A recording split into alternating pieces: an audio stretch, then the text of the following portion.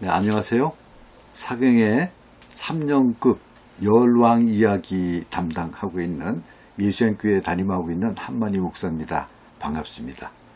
코로나 때문에 직접 뵙지 못하고 이렇게 동영상으로 여러분들 찾아뵙게 됐습니다. 과목의 제목이 열왕 이야기 이렇게 돼 있으니까 10명 왕 이야기인가? 이렇게 생각이 쉬운데 이게 열십자의 그 열자가 아니고요. 줄열의 그 열자입니다. 반열, 항열. 그렇죠. 그러니까 열왕이란 뜻은 이스라엘의 남북 왕조의 왕들 전체의 이야기를 다루는 것입니다. 엄밀히 말하면요. 이제 우리 함께 나눌 진도는 이제 솔로몬 왕부터 나옵니다.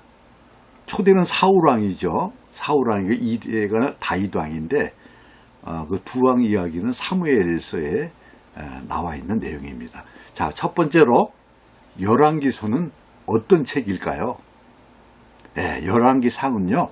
통일 이스라엘 왕국의 세 번째 왕 솔로몬 왕 시대 그 이후에 분열 왕국 초기 주전 9세기 중반까지 역사를 다룬 책이에요.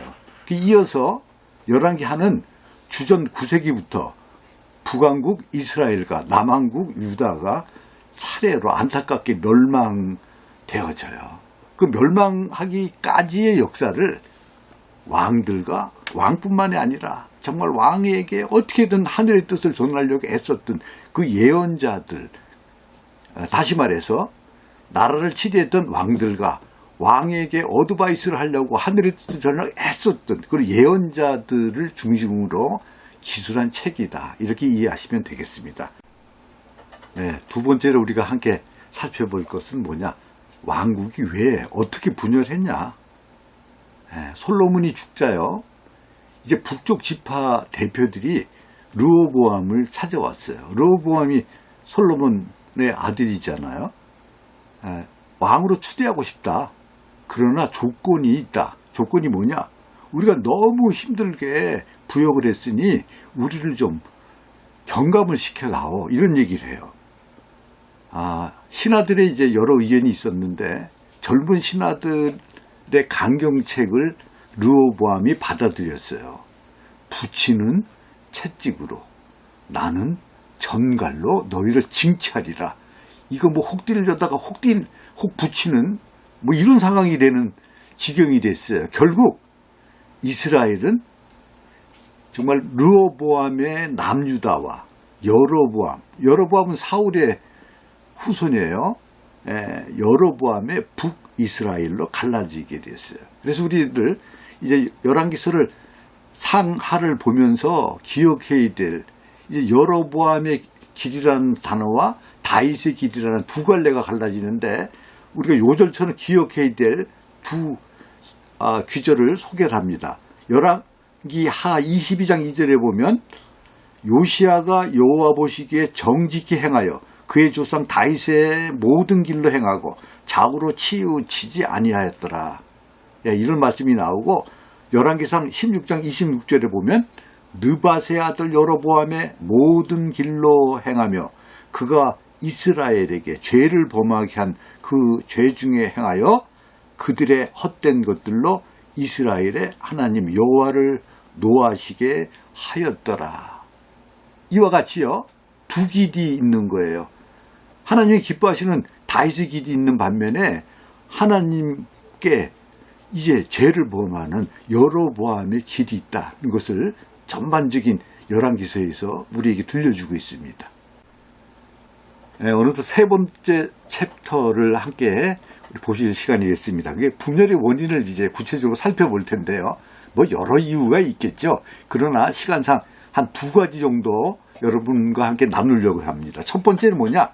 솔로몬의 부패와 압정이다. 그 르호보암이 남북으로 갈려지게 하는 이제 나라를 나뉘어지게 하는 장본인이 되었지만은 그보다 이전에 그 아버지인 솔로몬이 이미 나라를 그렇게 되게끔 이미 전초전을 했다는 거예요. 그게 부패와 압정. 이게 뭐예요? 솔로몬 시대는 경제적, 군사적, 이제 정치적으로 아주 부흥했던 시기예요. 지혜의 왕이라고 불리고 많은 이들이 솔로몬에게 금은보화를 갖고 찾을 정도로 부러운 나라였어요. 좀 상하로 보좌를 만들고요. 뭐 금그릇, 금잔으로 이제 마시고 먹고 이랬다는 거예요. 아주 기이한 물건들을 정말 나를 과시하기 위해서 수집했다는 거예요. 그게 다 어디서 올까요? 엄청난 세금으로 충당하는 거 아니겠어요? 거기다가 아내 1000명이라고 그래요. 아내가.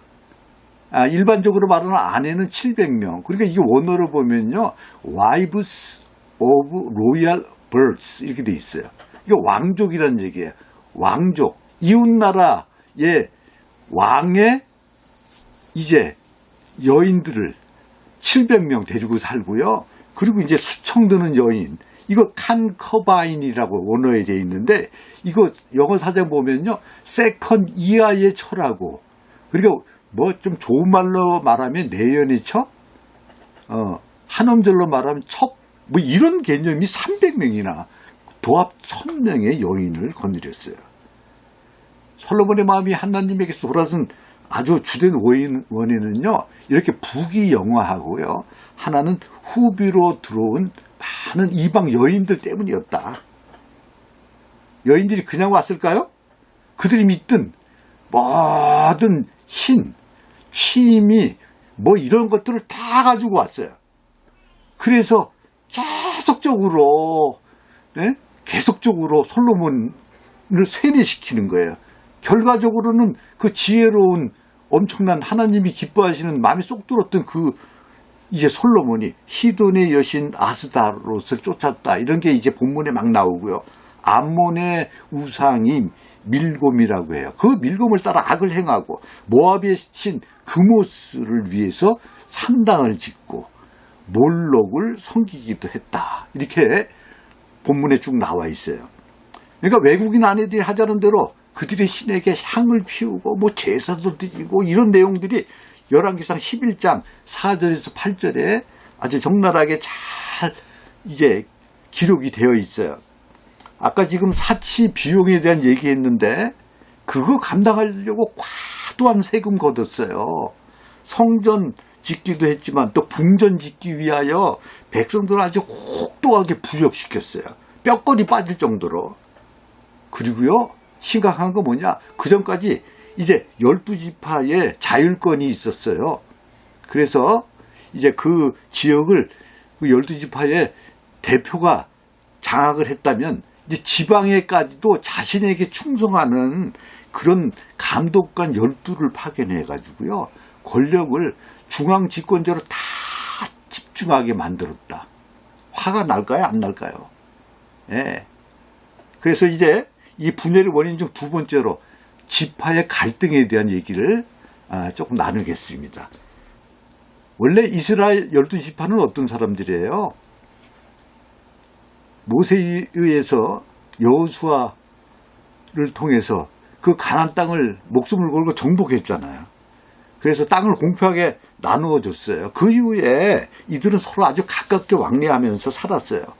그런데 그러면서도 상호 간에 경제적인 이해관계 있으면 서로 엇갈리기도 하고 알력도 생겨나고 뭐 이게 인간의 삶 아니겠어요? 그래서 다윗 왕도요. 우리가 아는 그 골리앗을 물맷돌 하나로 넘어뜨린 그 어마어마한 다윗 왕도 실질적으로 왕이 된 이후에는 7년간요. 남쪽의 두 지파만, 그 남쪽 유다만의 왕노릇을 할 수밖에 없었어요. 우리도 이게 작은 나라에서 남북으로 갈려지고 동서로 갈려지고 막 이런 알력들이 있잖아요. 뭐 인간 사는 데는 다 이런 것 같습니다. 그런데 하여튼 이렇게 통일 국가가 형성되긴 했지만 왕의 출신과 배경 그리고 해먹은 지파와 지역적인 대립들에 의해서 분열의 씨앗이 계속 남아 있었던 것입니다.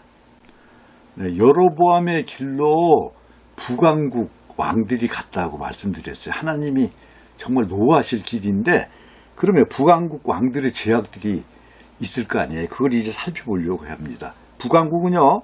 BC 931년에 시작돼 가지고 BC 721년 동안 200년간 지속됐는데 왕은 모두 19명이었어요. 그런데 왕조가 9번이나 바뀌었어요. 그 얘기가 뭐예요? 암살당하고 쿠데타가 일어나고 뒤죽박죽. 그 11명의 왕 중에 선한 왕은 한 명도 없었어요. 이렇게 북왕국은 하나님께 어떻게 했다? 악을 행했어요. 그렇기 때문에 완전히 망할 수밖에 없었다. 그들이 죄악을 살펴볼 텐데 이제 원래 강의 중에는 이 유인물 교재 대용으로 유인물을 드리고요. 그리고 이 도표를 드렸어요. 그걸 보고 직접 보시면 참고가 잘 됐는데 지금 동영상이다 보니까 저희가 뭐 편집기가 있는 게 아니고 그냥 이렇게 아주 캐주얼하게 찍다 보니까 이 도표를 좀 따내는 거금을 들여서 이렇게 확대를 했어요. 이제 그 도표를 보면서 여러분들에게 설명을 좀 도움을 드리려고 합니다. 자, 그럼 도표를 보면서 다시 좀 더 집중해 보겠습니다. 네, 우리 열왕에 대한 이야기를 나누고 있죠. 여기 보면 아까 말씀드렸듯이 열십자의 왕, 10명의 왕이 아니고 이 열자가 요거 있죠. 그게 줄열, 반열, 항열 뭐 이렇다는 거예요. 그 왕이란 왕 가문에 있는 사람들이 다 나오는 거예요.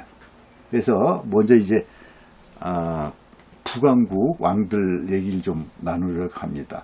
9왕조고 19명의 왕이다. 그런데 이제 여로보암으로 시작됐죠. 여로보암이 하여튼 여로보암의 죄라고 하나님이 기뻐하시지 않는. 그럼 왜 그럴까요? 저기 왕국 성소를 세웠어요. 단과 베델에 금송아지 만들어가지고 이스라엘 저기 성전에 가서 예배 드릴 필요 없다. 니들 여기서 그냥 가면 된다. 그 금송아지가 너희 구원한 하나님이다. 이렇게 거짓으로 이제 이 정말 우상을 만들고 자기 정권 유지를 위해서 그렇게 했죠. 하나님이 기뻐하실 리가 없죠. 그래서 이제 그 두 번째 왕은 또 살해되고 또 세 번째 왕도 이제 범죄를 인해 가지고 또 아웃이 되고 엘라라는 이 왕은요 그 술 취해서 히물이라는 장군에게 살해돼요. 근데 이 장군은 뭐 칼로 나라를 잡았지만 또 칼로 망해요. 7일 만에. 여기 좀 기억하실 게 오므리 왕조가 들어서요. 그래서 나름대로는 조금 센 이제 왕조가 들어섰는데 우리 신약에 나오는 사마리아인 나오는 그 사마리아라는 그것을 수도로 정한. 그러니까 이제 북방 이스라엘을 통틀어서 볼 때 최강의 왕 중에 한 명이다. 이게 오므리 왕조가 이제 새로 생겨난 거예요. 그 자식이 누구냐? 아합이에요.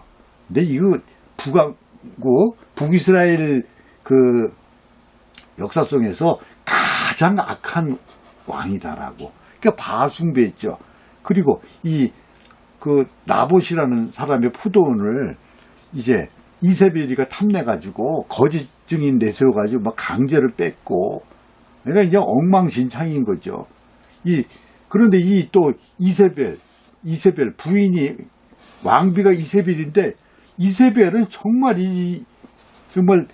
이제 하나님의 백성들에게 그 이방 뭐라 그럴까요? 바알 종교를 막 퍼지게 만든 장본인이에요. 이제 아주 가장 사악한 사람 중에 하나고요. 이제 남방 유다 보면서 더 좀 살펴볼 겁니다. 그 사람이 이제 북방 이스라엘의 왕비로 들어오고 지내면서 북방 이스라엘뿐만이 아니고 남방 유다에까지 어떠한 하나님 보시기에 정말 축칙할 정도의 사악한 일들이 벌어지는지를 또 이제 연결해서 말씀을 드리도록 하겠습니다. 여기 이제 쭉 좀 보시고 뭐 다 바알 섬기다가 죽고 바알 재건했는데 또 엉뚱한 다른 우상을 요람이라고도 하는데 했다는 거예요. 이 예후는 누구냐? 이제 엘리야의 제자가 엘리사잖아요. 엘리사의 제자가 기름 부어서 세웠어요. 너 왕해라 이거지. 그래서 이사벨, 정말 사악한 이사벨을 예언한 대로 살해를 해요. 그 이사벨이가 이제 죽거든요. 근데 또 참 안타까운 건 바알 종교를 이사벨을 처단하고 바알 종교를 척결을 했음에도 불구하고 본인은 여로보암의 죄에서 돌아서지 않아서 안타까움이 있는 참 그렇습니다. 이렇게 저렇게 이제 가다가 나중에 보니까 어떻게 됐어요? 아수르에게 베가라는 왕 아수르에게 전쟁에서 패하는 거예요. 비참한 상황이 돼요. 이게 호세아가 이제 북이스라엘의 마지막 왕이 돼서 이렇게 이 마무리가 되는 상황이 된다고 보시면 되겠습니다. 네, 이제 이어서요 남방유다 다윗 왕조의 20명 왕을 좀 살펴보려 합니다. 근데 이제 시작이 르호보암부터 시작이 됐잖아요. 솔로몬의 아들이고 이 사람이 그 좀 말을 좀 좋게 너희들 좀 같이 품겠다 했으면 세금 조금 감면해 주지 그랬으면 그냥 12지파 한 나라였을 뻔했는데 여기서 밀리면 끝이야. 어디서 많이 들은 소리 같잖아요. 지금도 계속 이러고들 있는 거예요. 여기서 우리가 양보하면 하나하나 다 해서 우리 무너뜨릴 거야. 아버지는 채찍이지만 나는 정갈로 징치하리다. 이랬다가 그냥 갈라졌죠. 남북 왕국 분열의 장본입니다. 12지파 중에 달랑 다윗 지파와 베냐민 지파 두 사람이 아니죠. 두 지파의 임금인 거예요. 그 다윗 왕 처음 2대 왕일 때 처음 모습이죠. 다윗은 어쨌든 다 그래서 통일을 했지만요.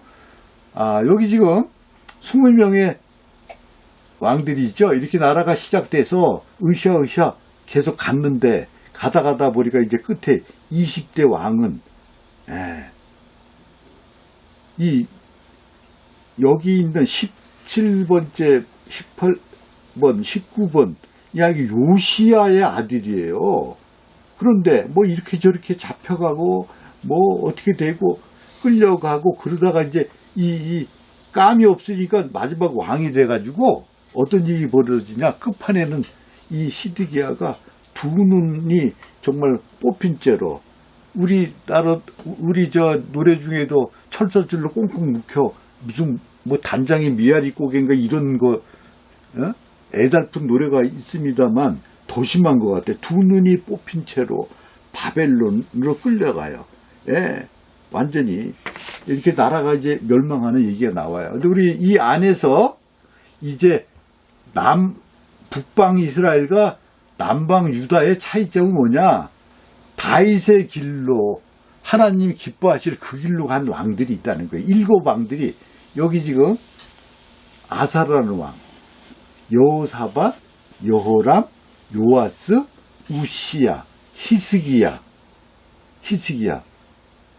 몹쓸병 걸렸는데 생명 연장되고 뭐 그랬던 임금이잖아요. 요시야 왕 같은 경우에는 hil기야의 그 율법책 발견함으로써 아주 강도 높은 종교 개혁 단행하고 6월절을 복구시킨 이 대단한 왕이기도 해요.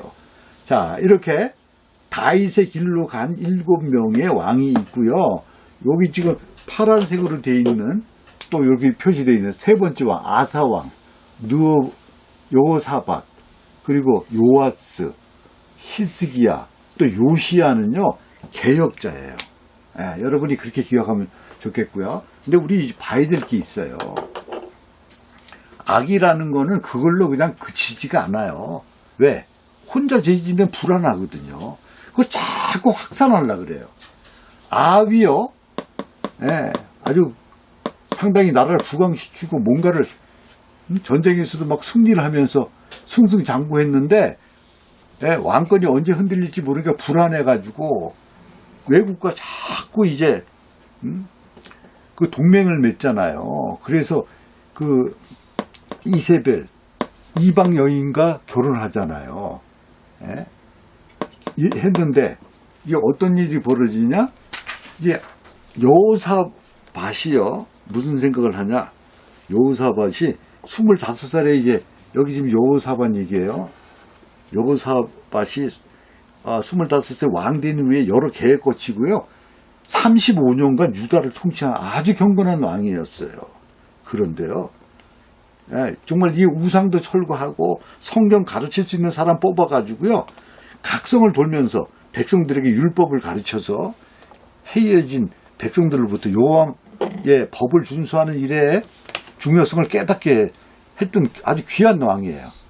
또 그리고요, 친히 온 땅을 순회하면서 성마다 재판관을 뒀어요. 그래서 하나님을 위하여 공평하게 재판해라.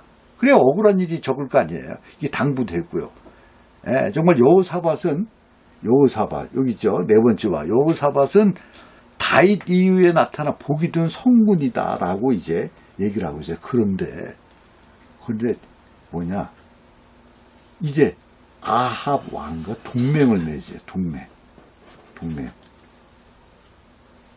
영원한 적도 없고 영원한 친구도 없다. 이게 뭐 외국의 아주 기본적인 얘기라고 얘기할지 몰라요. 그런데 이제 죄라는 건 이 자꾸 확장시키는 그런 게 있다 그랬죠. 죄는 혼자 안 짓는다 그랬어요. 누군가 또 끌어들여서 그 사람도 죄 지어야 돼요. 어떤 일이 벌어지느냐, 이렇게 동맹을 맺더니 어떤 일이 벌어지느냐, 아들이 여호람인데, 여호람이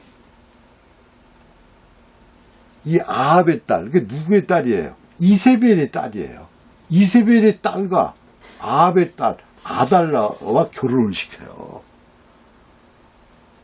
솔로몬도 그랬지만요, 그거 안 믿고 이방인이 와가지고 하나님 알게 되고, 룻과 같이 잘 섬기고 정말 이제 예수님의 조상 중에 한 사람이 되는, 계보에 오르는 사람이 있는가 하면요, 이방인이 들어와서 그 왕, 남편까지도 다 타락하게 만들고 있는 케이스도 있어요. 이게 그런 케이스예요. 이 아달랴는요, 이세벨 저리 가라 할 정도로 또 얘기를 해요. 이 아하시아가 이게 남유다의 왕임에도 불구하고 아하시아가요, 아합과 결탁을 했다. 그러니까 이 뭐라 그럴까요? 여로보암의 길을 간 거예요. 다윗의 길을 간 게 아니고. 그래서 이제 이 예후가 아하시아를 살해를 해요. 예후에게 살해돼요. 그러니까 이게 졸지에 이 아달랴는 이제 아들 아하시아를 세워서 뭔가를 이제 바알하고 관계되는 그런 것들을 막 하려고 계획했는데 그게 끊어졌어요. 그러니까 이 아달랴가 어떻게 했냐? 반란을 일으켜요. 반란. 여인 천하를 만들어요. 그래서 7번째 왕은 아달랴 여왕이에요. 반란 7년 통치를 하고 여호람의 자손들, 여호람 자기 남편의 자식이 자기하고 난 자식들을 다 죽이는 거예요. 다. 왜? 셈족. 다윗의 씨를 다 말리려는 거예요. 이때 다 죽었으면 예수님이 다윗의 가문에서, 육신으로는 다윗의 가문에서 나온다는 신약성경 마태복음의 귀절이 나올 수가 없었어요. 어떤 일이 벌어졌느냐. 요세바라는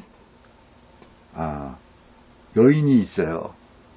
그 요아스, 훗날 왕인데 요아스의 고모예요. 근데 이제 전부 다 다윗계의 모든 사람들을 다 몰살시키는 이 와중에 몰래 숨겨가지고 어린 요아스를 구출을 해요.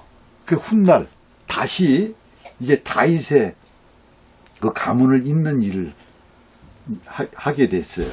이렇게 기억하시고, 그래서 우리 이렇게 보시는 거죠. 맨 처음에는 그 평화를 위해서, 또 왕권을 잘 유지하기 위해서 이렇게 그냥 서로 동맹을 맺었어요.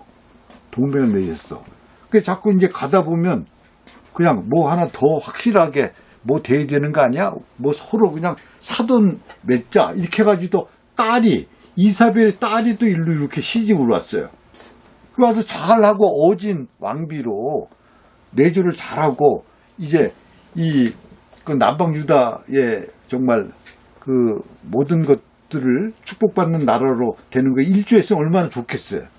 그게 아니고 시커먼 마음을 드러내면서 자기의 나라, 바알이 통치하는 나라를 만들려고 그 다윗 자손을 다 멸절을 시도했잖아요. 이 죄는 이렇게, 자, 이럴 때 도대체 그런 다 보고만 있었냐? 다음 이어지는 거는 우리가 이제 이러는 사이에 우리 선지자들은 그냥 있지 않았다, 이런 내용을 말하려고 합니다. 이제 그걸로 넘어가기 이전에 하나님이 기뻐하지 아니하시는 동맹이 어떤 것인가, 이제 여기에 대해서 말씀드릴까 합니다. 네, 어느덧 챕터 6까지 왔습니다. 여러분 잘 따라오고 계신 거죠? 네, 조금 어색할지라도 어떻게 보면 잘 활용하시면 동영상으로 이건 여러분 못 듣고 이해 안 되는 부분 다시 들을 수도 있기 때문에 더 이해가 잘 될 수도 있다고 생각합니다. 자, 챕터 6의 제목은 뭐냐? 정말 전쟁일까 동맹일까예요. 매국노 이완영이가 그랬다면서요. 일본하고는 도저히 전쟁에서 승산이 없으니까 처절한 패배보다는 화친하는 게 낫지 않냐. 결과적으로 나라 팔아먹는 앞장선 장본인이 됐습니다. 자, 정말 전쟁일까 동맹일까? 이 이야기는 오늘날 이 땅 살아가는 우리 그리스도인들이 당한 딜레마를 잘 보여주고 있어요. 이제 돈과 권력과 우상이 난무하는 세상에서 정말 그리스도인들이 어떻게 살아야 될까? 그저 모든 부를 포기하고 가난하게만 살아야 될까? 아니면 돈과 권력을 많이 가진 강자로 살아야 할까? 성경의 대답은요, 한마디로 예수님의 말씀과 같이 우리는 세상 속에 in the world, 이제 이 속에 있으나 세상에 속하지 않은 not of the world, in the world이지만 not of the world인 삶.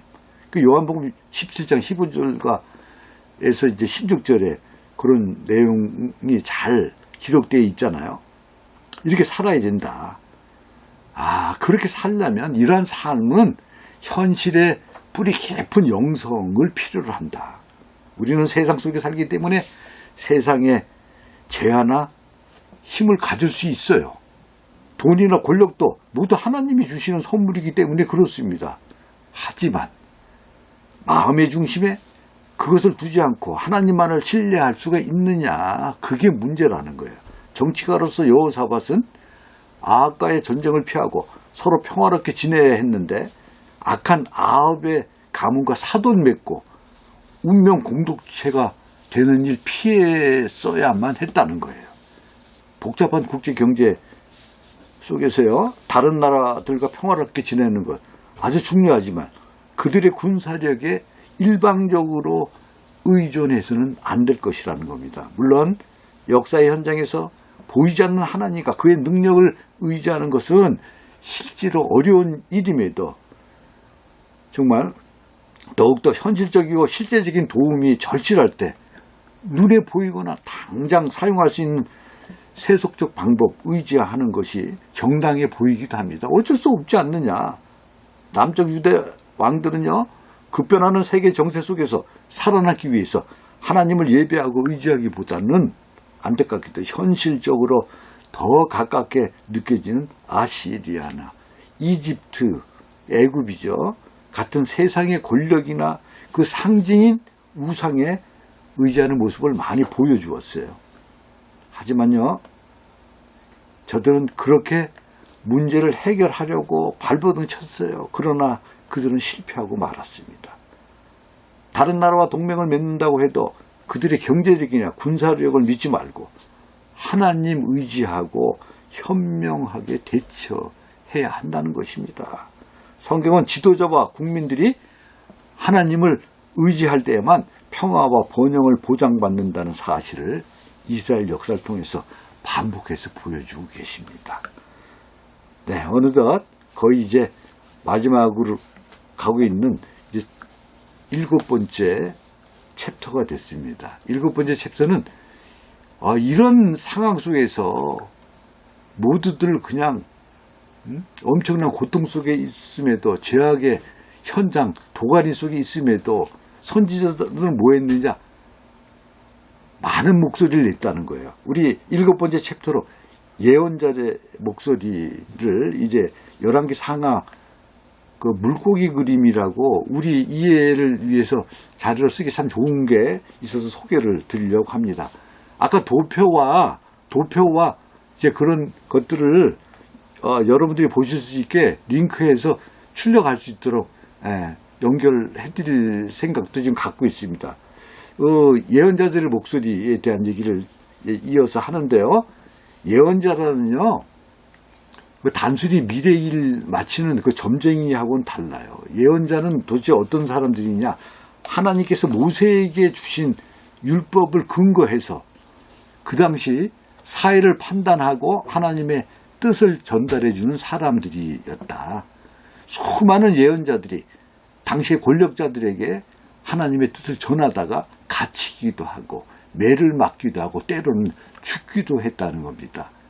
이제 참고 자료를 보시면서요, 그 당시 정말 목숨 걸고 활약했던 예언자들, 선지자들의 얘기를 함께 나누려고 합니다. 네, 도표 하나 보겠습니다. 여기 뭐 머리 부분 이렇게 써 있죠. 요게 물고기로 생각을 보시면 돼요. 이 꼬리가 이렇게 하다 이렇게 끊어졌죠. 자, 이게 머리 부분 보니까 이제 솔로몬에서 시작해서 남북이 갈라지잖아요. 여로보암과 르호보암, 북이스라엘, 남유다. 이렇게 이제 기록이 돼서 이 열왕기의 머리 부분이라고 해서 1장부터 15장까지를 이런 부분으로 한번 이해를 해보자고요. 이제 몸통은 어떤 일이 있냐? 이제 본격적으로 오므리 왕조, 예후 왕조가 이제 왕성하게 북에서는 역사를 하는데, 이 오므리의 아들이 아합이잖아요. 아합? 이 아합이 왕비를 이세벨을 맞는 바람에 세상 나라 바알이 왕궁으로 들어오는, 그러니까 바알을 왕궁으로 끌어들이는 이런 일을 결과적으로 해버렸어요. 그래서 이 경로를 타고 거기 북이스라엘만 그치는 게 아니고 남방 유다에까지 바알이 침투하는 엄청난 역사적인 정말 충격적인 일이 벌어져요. 그러나 이때 정말 하나님께 쓰신 엘리야 같은 이 선지자가 정말 갈멜산에서 850대 1에 진검승부를 하면서 엄청난 하나님의 역사를 보여주잖아요. 자, 그리고 그 제자가 엘리사. 그러니까 엘리야와 엘리사가 도망 다니고 쫓겨다니고 엄청 어려운 일 겪는 것 같지만 정말 엘리야와 엘리사가 이 바알 세상 나라를 대적해서 승리하는 이러한 역사다. 이렇게 얘기를 하죠. 이 시대에 이제 활동한 여기 지금 선지자들이 호세아도 있고 아모스도 있고 이제 시대적으로 그렇습니다. 그래서 먼저 이제 엘리야 좀 설명하고 아모스, 호세아로 설명하고 마지막으로 여기 있는 이사야 저 설명을 해보도록 하겠습니다. 엘리야는 그 아합이 궁궐 옆에 있는 나봇의 포도원을 폭력으로 뺏었다 그랬죠. 부인인 이세벨이가 그게 너무 마음에 드니까 그걸 자기 갖고 싶다 그래가지고 막 거짓 증언을 해가지고 그 사람 걸 빼앗았어요. 그럴 때 이제 이 엘리야가 목숨 걸고 하나님의 뜻을 전달했어요. 그래서 하나님께서는 정말 그 개들이 나봇의 피를 핥는 곳에서 개들이 너의 피, 곧 내 몸의 피도 핥으리라. 야, 이거 엄마 목숨 걸고 한 얘기잖아요. 실질적으로 이제 그게 그대로 이루어지죠. 이세벨의 그게 아합의 한 말이고 그 열왕기상 21장 19절 21절 말씀인데요. 그 아합의 악한 아내 이세벨에 대해서도 정말 서슴없이 엘리야는 뭐라고 얘기했냐. 열왕기상 21장 23절에 보면요. 이세벨에게도 대하여 여호와께서 말씀하여 이르시되 개들이 이스라엘 성읍 곁에서 이세벨을 먹을지라. 얼마나 처참한 죽음이에요. 뭐 옛날에 뭐 했었지, 왕비였지, 왕이었지, 그럼 뭐 할 거야. 이렇게 결론이 정말 처참한데, 예, 이걸 그대로 정말 목숨 걸고 하나님 뜻 전달한, 이런 분들이 선지자구나, 이런 분들이 예언자구나. 우리는 이 열왕기서를 통해 가지고 정말 다시 한번 우리에게 들려주시는 성령의 음성을 들을 수 있었다고 생각을 합니다. 두 번째, 아모스 선지자 소개 좀 할게요. 원래 여기 진도는 아닌데 선지자들을 모르고는 이 남북 왕들의 시대를 다 이해할 수가 없기 때문에 범위를 조금은 벗어났는데 여러분 이해하려고 넣습니다. 이 아모스 선지자는 여로보암 2세 때 활동했던 선지자예요. 북이스라엘 왕국이 타락하고 방종하고 향락하고 사치하고 이런 것들을 지적했어요. 그래서 이제 이스라엘 가난한 자들을 학대하고 궁핍한 자를 막 압제하는 그런 아모스 4장 1절에 그런 내용이 나오는데, 이런 사실하고 너희는 상하상에 눕고 침상에 기지개 켜며 송아지 고기 먹으며 비파의 노래를 지절거린, 아모스 6장 4절에서 5절 말씀인데, 부자들에 대한 하나님의 심판을 경고했어요. 대신에 오직 살 길은 선을 구하며 여호와를 찾는 것이다. 아모스 6장 5장 6절과 14절에 이렇게 외쳤어요. 정말 정의가 상실된 사회에 대해서 공의를 물같이, 정의를 하수같이 흐르게 하라, 이렇게 부르짖었던 거예요. 그것도 이어서 이것도 호세아 선지자. 호세아는 참 특이한 캐릭터예요. 그 아내가 누구냐면 그 유명한 창녀 고멜이에요. 참 희한하죠. 이제 그 포주한테 돈을 다 주고 이제 자유인으로 데려왔는데, 데려오면 또 나가서 창녀가 되고, 데려오면 또 나가서 창녀가 되고, 다시 또 호세아는 가서 돈을 주고 그녀를 사오고 이렇게 했어요. 정말 말도 안 되는 소리 같은데, 하나님께서 호세아에게 고멜을 아내로 얻게 한 것은 이스라엘 백성들이, 내가 너의 하나님인데, 너희가 종되었을 때, 애굽에서 고통당할 때 너희를 해방한, 너희를 이제 풀어주고 자유 그리고 축복하여 너희들과 함께한 나 하나님인데, 그런데 엉뚱한 일 하는 거잖아요. 지금 이스라엘 백성들이 돌아올 때를 애타게 기다리는 하나님의 뜨거운 사랑을 보여주고 싶었던 것이다. 우리 이해할 수 있어요. 호세아서 11장 3, 4절 소개를 해드릴게요. 나는 에브라임에게 걸음마를 가르쳐 주었고 내 품에 안아서 길렀다. 죽을 고비에서 그들을 살려주었으나 그들은 그것을 깨닫지 못하였다. 나는 인정의 끈과 사랑의 띠로 그들을 묶어서 업고 다녔으며 그들의 목에서 멍에를 벗기고 가슴을 헤쳐 젖을 물렸다. 참, 그런데 지금 이스라엘 백성들 뭘 하고 있느냐. 자, 오늘 소개하는 선지자 중에 마지막 선지자, 여기 있는 지금 이사야, 히스기야 왕, 남유다의 그 왕이 있을 당시에 이제 활동했는데, 참 히스기야 왕은요, 이사야를 통해 가지고 이제 이 남유다도 망한다는 이런 절망적인 얘기를 듣게 돼요. 그래서 이사야를 하여튼 살펴보면 주전 700년경에 살았던 유다의 선지자인데, 인류의 구원을 위해서 이 세상에 태어나신 처음으로 구세주에 대한 그 어느 선지자보다 많은 계시를 받아서 기록했어요. 뭐 최초라고 볼 수는 없겠지만은 구체적으로 구세주라는 이런 계시를 기록해서 우리에게 전하고 있어요. 우리나라도 그런 전통이 있어요. 뭐 미륵불은 이제 우리가 부활해서 다시 오실 예수에 대한 뭐 그런 개념 비슷해요. 뭐 정도령 뭐 이런, 그러니까 메시아 같은 인물을 기대하는 전통이 우리도 있었어요. 왜 그럴까요? 유난히 고난 많이 당했잖아요. 고난 많이 당했던 이스라엘에서도 마찬가지였어요. 메시아 신앙이 일찍부터 싹 텄어요. 메시아라는 말은 뭔가요? 예. 이게 메시아는 히브리어잖아요. 이게 뜻은 기름 부음 받은 자. 예. 그게 이제 헬라식 표현을 하면 그리스도, 이렇게 표현을 하는 거죠. 유대인들은 특정한 사람들에게 기름을 부어 고뇌를 이렇게 위임했어요. 예. 메시아가 바로 하나님으로부터 위임받은 구원자라는 의미에서 구원자를 메시아라고 부르는 것이에요. 이사야가 예견하는 메시아에게서는 연약함이 두드러집니다. 그러나 연약함만을 가지고 있는 것이 아닙니다. 메시아는 왕이에요. 왕일 뿐만 아니라 하나님이시다. 비천하고 연약한 인간으로 오시는 분이 바로 하나님이라는 것이 이사야의 예언이에요. 이제 이 선지자들, 예언자들 소개는 이사야에서 9장 6절 한 절 소개하면서 요 챕터는 마치도록 하겠습니다. 이사야에서 9장 6절 소개합니다. 한 아기가 우리에게서 태어났다.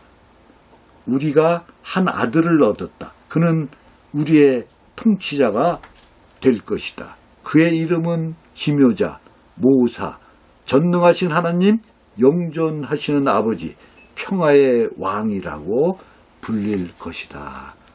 아멘. 네, 이제 한 챕터 마무리로 하시게 되면 이제 엔딩이 됩니다. 마지막으로 핵심 주제 정리를 해보겠습니다. 세 가지 말씀드리면서 마무리 지으려 합니다. 첫째는 멸망은 하나님 말씀에 대한 불순종 때문이라는 거예요. 이스라엘이 바벨론의 포로로 잡혀간 것이 여호와께서 이제 살아계시지 않거나 바벨론 신 마르둑이 여호와보다 강해서가 아닙니다. 그 이유는 언약을 파기한 이스라엘 백성에게 하나님께서 언약을 따라 징계하신 것일 뿐입니다. 이미 이스라엘의 불순종은 솔로몬 시대부터 나타났고요. 하나님은 오랫동안 참고 인내하셨어요. 선지자들을 통해서 여러 번 공고하셨지만 죄에서 돌이키지 않자 심판을 내리신 것입니다. 둘째는요, 하나님 말씀의 중요성을 알라는 거예요. 열왕기서 선지자들의 예언이 중요한 역할을 하는 것을 열왕기서를 통해서 우리는 알았을 거예요.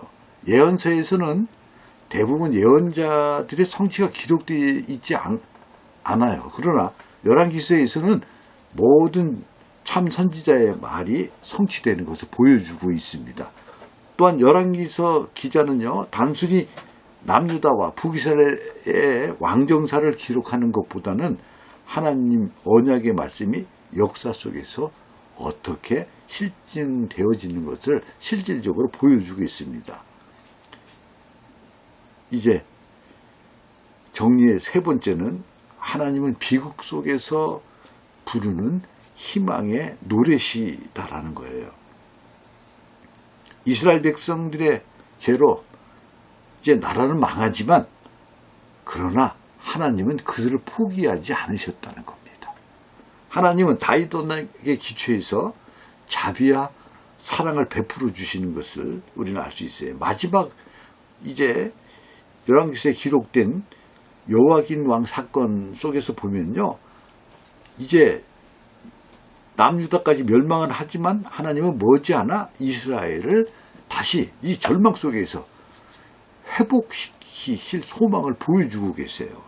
주의 백성이 가장 비참하고 절망적인 상황에 처해도 하나님은 살아계시고 역사를 주관하심을 우린 잊지 말아야 합니다. 택한 백성을 연단하시고 정결케 하시고 새롭게 하실 소망을 보여주십니다. 이제 바로 이스라엘 백성, 주의 백성들, 왕이 됐든 일반 백성이 됐든 죄와 허물이 아무리 크다고 할지라도 하나님의 사랑과 은총은 그것보다 훨씬 크시다는 것을 우리는 기억해야 될 겁니다. 그래서 이사야서 1장 18절에 보면 너희의 죄가 주홍 같을지라도 눈과 같이 휘어질 것이요 진홍 같을지라도 진홍같이 붉을지라도 양털같이 희게 되리라. 아멘. 최근에 마태복음 1장 보면서 다시 이게 새롭게 들리더라고요. 마태복음 1장 1절에 보면 아브라함과 다윗의 자손 예수 그리스도의 계보라. 이 말씀 듣고 정말 좀 다르게 느껴졌어요. 며칠 전에. 그 뒤에 나오는 예수님 계보가 이제 세 단계로 나뉘어져서 나오죠. 1장 17절에 보면 그런즉 모든 대수가 아브라함부터 다윗까지 14대요. 다윗부터 바벨론으로 사로잡혀갈 때까지 14대요. 바벨론으로 잡혀간 후부터 그리스도까지 14대더라. 정말 이 말씀은 선택받고 왕권을 받은 역사가 있었다는 거예요. 그러나 그 약속과 축복을 상실한 비극의 역사를 정말 우리의 이게 역사구나 실감 나게 나누었어요. 그럼 우리는 완전히 정말 폭삭 망한 것인가? 요즘 뭐 찐이라는 말을 많이 쓰는데 정말 찐망인가? 아닙니다. 우리 앞에는 새로운 통치자, 왕이신 예수 그리스도께서 출현하셨다는 겁니다. 이 출현으로 인하여 새로운 임금, 통치자, 예수로 인하여 다시 영광과 축복을 회복하시는 하나님의 은혜의 역사가 우리에게 내리고 있다는 겁니다. 코로나로 인하여 많이 힘들고 삶 속에서 이제 희망을 잃어갈 것 같은 착각 속에 있을지 몰라도 이제 새로운 통치자 그리스도의 출현으로 우리의 미래는 밝고 희망적이고 영원한 삶의 백성이라는 이러한 소망 잊지 않는 여러분 되시기를 간절히 축복합니다. 감사합니다.